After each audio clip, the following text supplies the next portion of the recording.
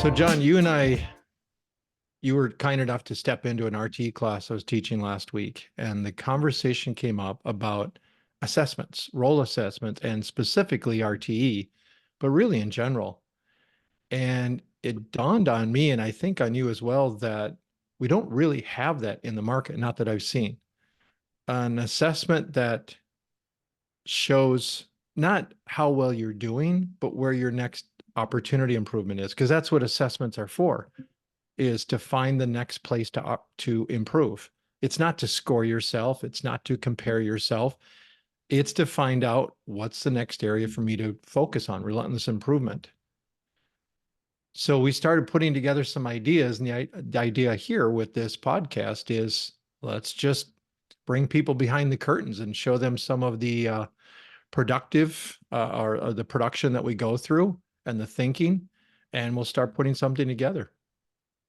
Well, and I saw your email, and I know that was based on the collection of stuff. I actually found a deeper set of notes. So this deeper set of notes came off of that RT lesson dealing with what a RT has to do to get ready for PI planning. Yeah. And I had a student, and this was months ago, and I just keep going back to it, referring back to it. But the question that she asked was, so where's the list of all the stuff an RT has to do to get ready for PI planning and then during PI planning? And this was actually the list I was looking for the other day. But when you take a look at this, and this is just dealing with PI planning. And just a note, she wanted a more concrete list, checklist almost, right? Almost a checklist. Yep. To start. And so I actually posed it to them. I said, so what's your list? And I started collecting from them, and then I've kept going. So as I started doing that, this list I didn't send to you, but I've got stuff for inspect and adapt and all the logistics for an INA.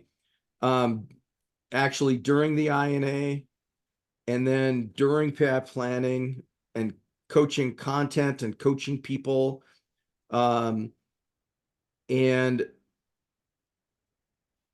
so looking at this list, should any manager or leader ever again doubt if the RT role is a full-time role?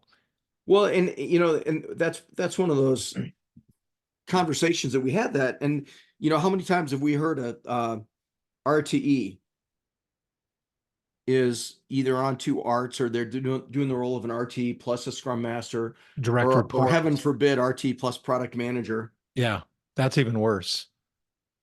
And let's talk about that in a bit, about why that's such an issue. But the bottom line is the RT role is more than a full-time role. You have to be careful, or you're going to overwork yourself very easily. The reason that leadership management doesn't see that, they have nothing to compare it to. They've never seen this role before. And what they're trying to do, understandably so, they're trying to compare it to something in their current world. Well, this must be like this.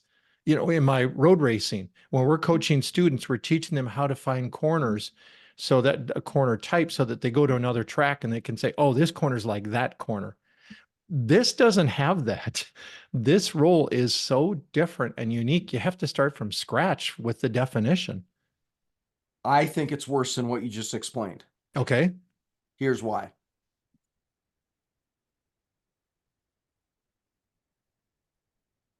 They've never seen. So if you take an RTE, you take a new organization and they decide to roll their own. And I've worked with huge, many tens of thousand person organizations that decided they would do SPC training remote from SPCs that were remote when they got trained. And unfortunately, they never saw things done decently in the first place. Yeah, especially in person, but just in general. Just in general. And so all of a sudden, every time this is implemented, we're losing quality. We're losing the things that had to be done, because there wasn't somebody that was a coach coaching an RT. This is what we need to do now. Literally saying, you need to go talk to the business owner, say your role is coming up, wherever this is. And as a result of this, as I thought through this, and that's why I had to keep going back, I started imagining myself walking around with different RTEs and business owners and things like that and saying, what else happens?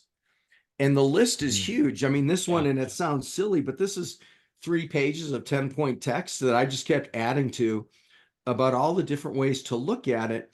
And I think that most folks who accept the role of an RTE, they say, yeah, it's not a big deal. I've done a bunch of roles and this can't be any better or worse. And it's not even that they're unprepared, it's that they don't even know how to peck their parachute to get ready for the jump. Yeah. And that's really what it is too, because to do this role correctly, you are jumping out of an airplane. It's a huge commitment. It's a very different way, not only of working, but thinking. And that's where I think RTs are disadvantaged because I've met some great RT candidates. They're not allowed to think differently. They want to move into a growth mindset, and the culture just doesn't allow it. And I mean culture. A lot of times leadership management that they want to do the right thing, they just don't know what it is.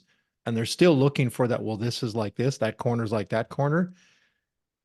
They're not going to find that. And so they struggle and they never change the culture, make the steps, change the practices to change the culture so that RTEs can really exhibit that growth mindset. And that's where the exemplary leadership comes from an RTEs. When they can demonstrate it and the rest of the art sees it and can start to replicate it. And that replication, when you start thinking about it, and I've just got this set on the coaching. I was scrolling through looking for something, and I always separate it. And this is where it gets weird. So we've got an RT that's supposed to be coaching folks to get ready for PI planning. And then we've got an RT supposed to be coaching during PI planning. And I kind of separate those in my head. Just it's one of those natural, here's A and here's B type of things.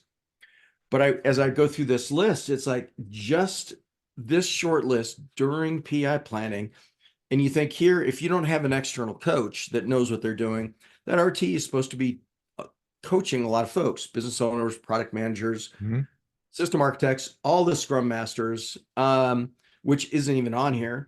And all of a sudden, you have somebody who inherited the role and they are woefully underprepared. And then the whole art struggles. And that's one of the major factors of SAFE doesn't work.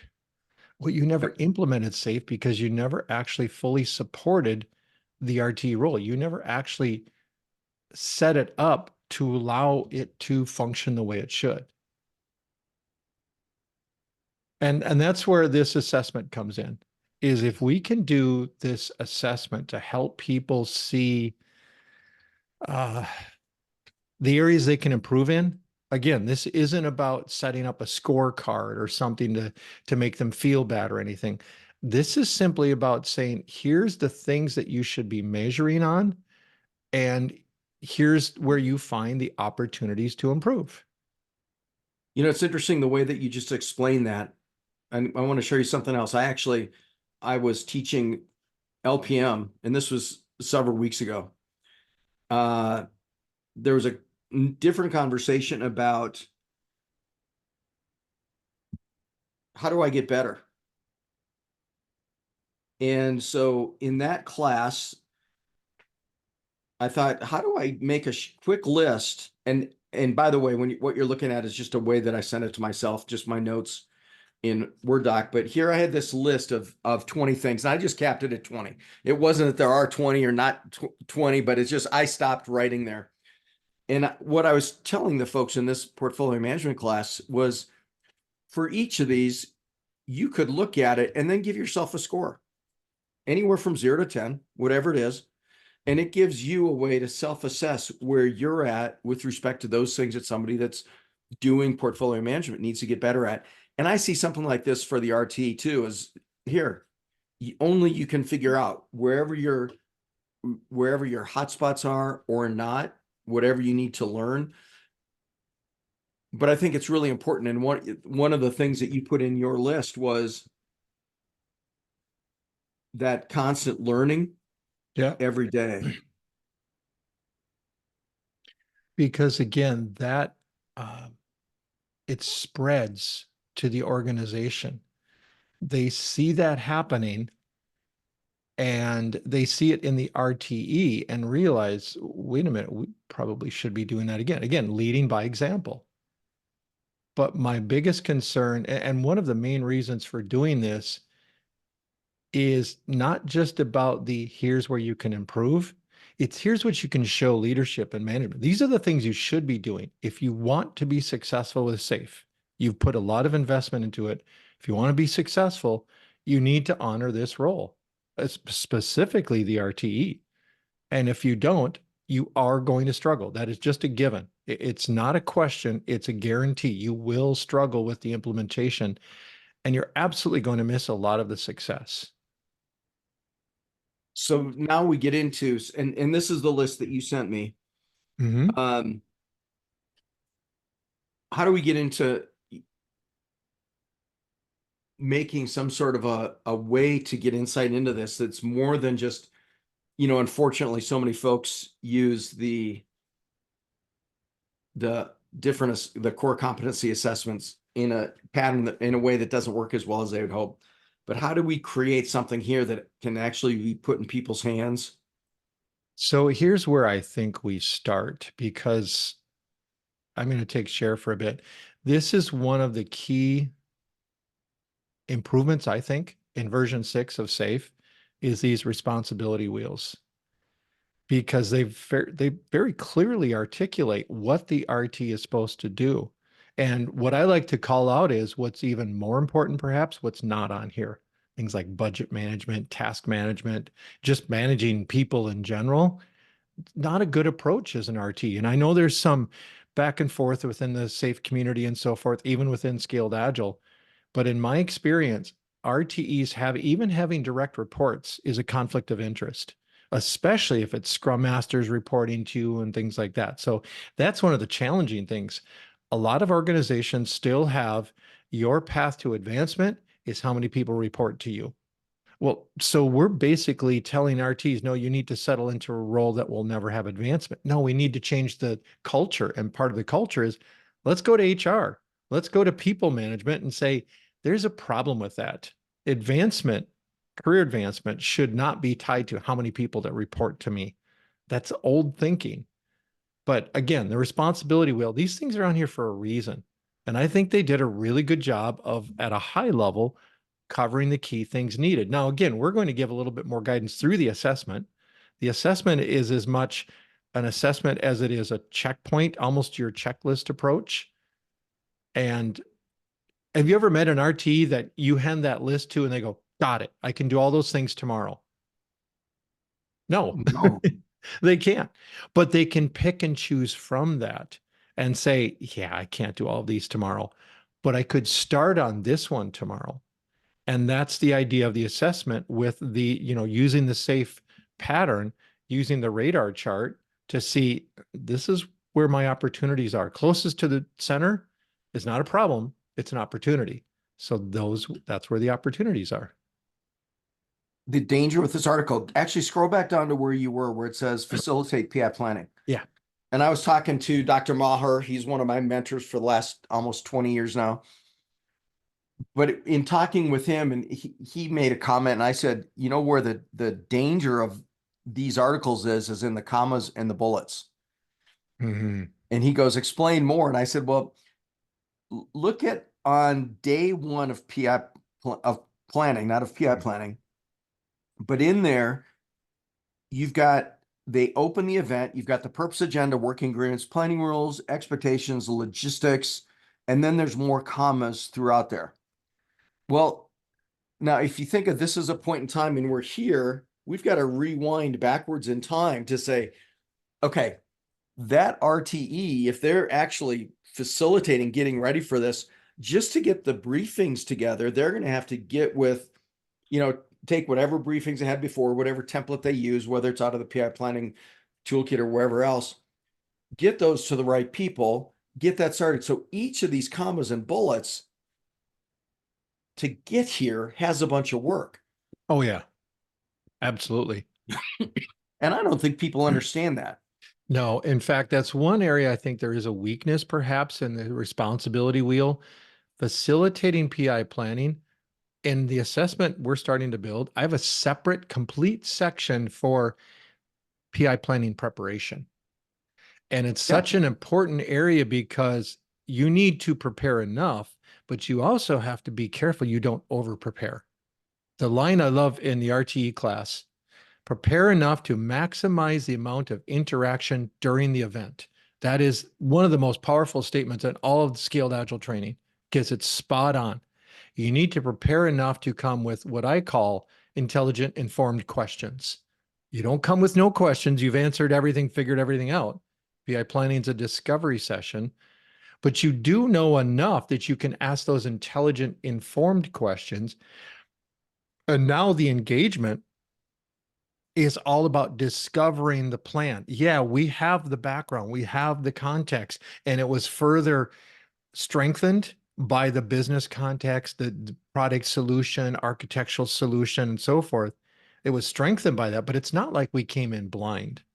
And we hear a lot of RTs that come in and say, oh my gosh, our product management, they're not even able to get features I've done ahead of time. We basically get a list of requirements from whatever group, and product management gets it the night before or something. Those are the things that the RT needs to really focus on. So preparing for PI planning doesn't just happen in the IP iteration. There's a lot of it there, but it starts as soon as you walk out of PI planning, you're starting to prepare for the next Iteration one, day one is how I coach Yes, it.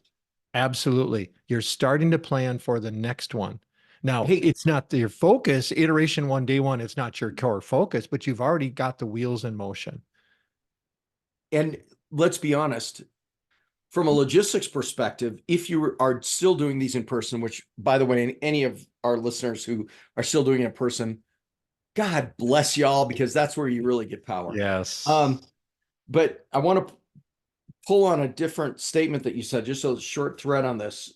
Okay. The comment that you made about the RTE, the most powerful one. Can you say that again? Which context?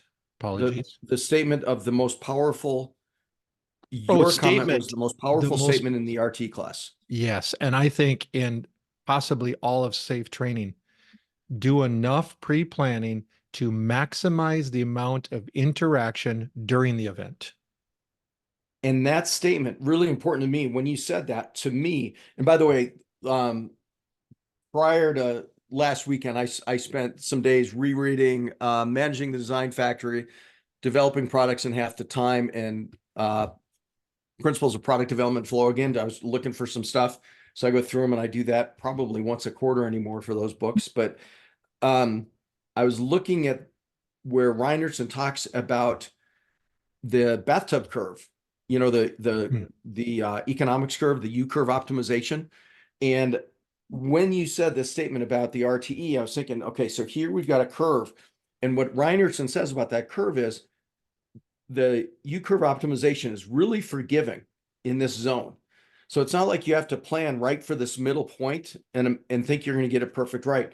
That Yeah. middle zone where it's just lower, that bottom portion anywhere in there is going to be decent preparation to move forward with. Oh, great point. In other words, you don't have to nail the perfect amount of preparation. There is a sweet spot. There's Yep. a range. There There's is a, an area. yep. Again, I'm going to go back to my road racing coaching. The front suspension has a sweet spot where it works the best. It's about 100 millimeters of travel. It's about this much space. And we always teach riders and racers to use the front brakes enough to initially load the suspension into that sweet spot because that's where it works the best. Then if you have to brake hard, it can handle it because it's already in its maximum zone of operation where it works the best. It's the same thing you were just talking about, getting it into that zone. You don't need perfection. Just get in within that area. And there's plenty of adjustments you can make. You can get into PI plan and realize we might have over planned just a little bit. We might have over prepared just a little bit. Back it off next time. What I've found in my experience, I would rather err on the side of too little pre-planning than too much. Too much is tough to bring people back. They've gone down path B, and you have to go chase after them and bring them back to zero before you can head down path A. if you discover it's the wrong path. Whereas if we start from zero, it's very easy to determine quickly, oh, we should be going this direction, and everybody's following along. Well, and that goes back to that coaching thing. And it's the RTE coaching. Mm. As an example, the scrum masters, what's the right level of team prep? Coaching the product manager, what's the right level of preparation for the product manager and the features and everything else? Same thing with the architect, same thing with the business owner. But now you're getting the leverage, but now you're also saying, here's why it's so important to have an RTE who does have, bottom line, the chops to be an RTE, which is different than, unfortunately, I just saw somebody made a comment on this, which is crazy, but they thought getting certified as an RTE was the end all to being an RTE. Yeah. And I just wanted to scream. It's like, no, you need to do this stuff and experience it and figure out how you're going to. Well, and then you think about there are people that do think, okay, I've got the certification, I've got the stamp, I'm good. The RT course was originally designed for people that RTs that have been through 1 or 2 PIs at minimum. It was intended to be that here's what's next, because the intention was you have a coach, typically an external coach, that they're in each other's back pocket. The RT starts out in the coach's back pocket, watching, observing, learning. And then as soon as possible, the coach is going from the sage on the stage to the guide on the side. And the RT is stepping forward, but that coach is there to support. So through the first 1 or 2 PIs, that coach is right there, either directly supporting or preferably supporting from behind the scenes. Well, and what you just described, I know that I've worked with partners and other SPCs and SPCTs and now fellows, but that actually coach that pattern. Yes. But I also know that Working I with an have been external parachuted coach. into company after company after company who either A, refuses to bring in somebody, or B, doesn't listen to him, or C, has somebody in that's not telling him, here's a way to do this decently.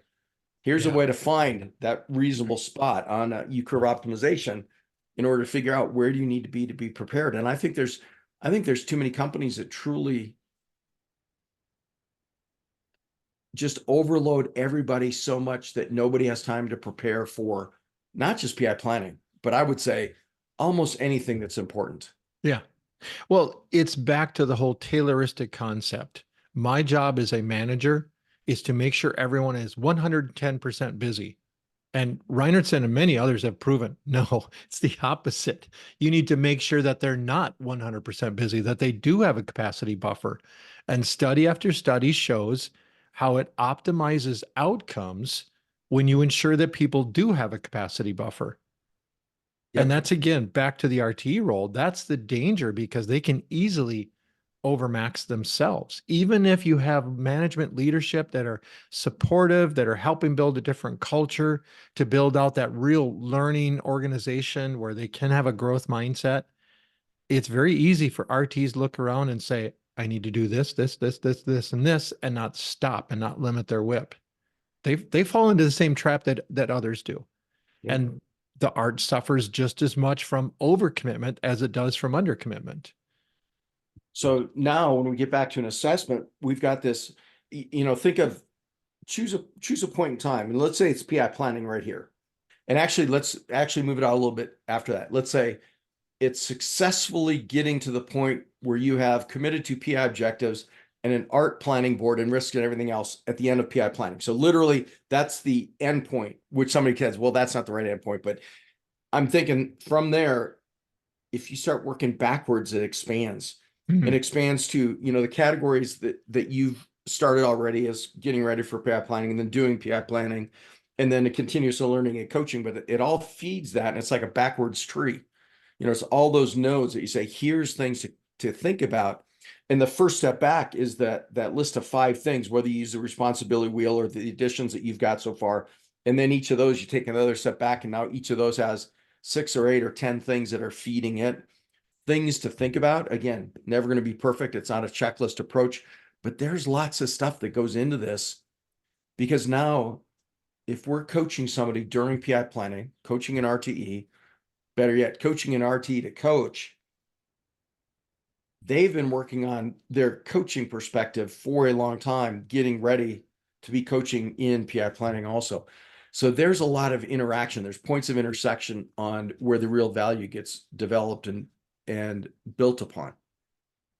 And you brought up to me one of the most important aspects to coach during PI planning, especially from the RT. But the RT needs to coach leadership to support this concept, this mindset. Teams do not commit to iteration plans in PI planning, period, flat out.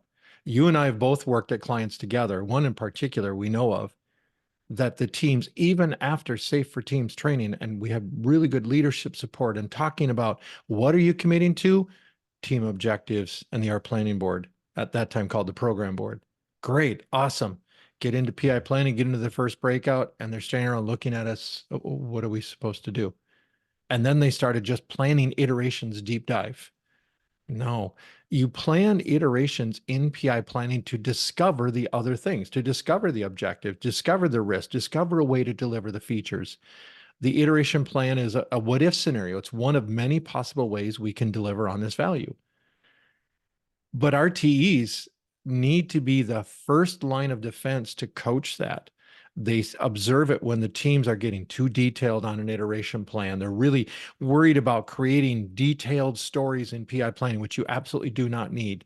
Placeholder sticky notes is good enough in PI planning, but they don't get that strength, that reinforcement. It needs constant reinforcement because this is years of training that these people are working against, that muscle memory of we are supposed to create all these plans and commit to the details.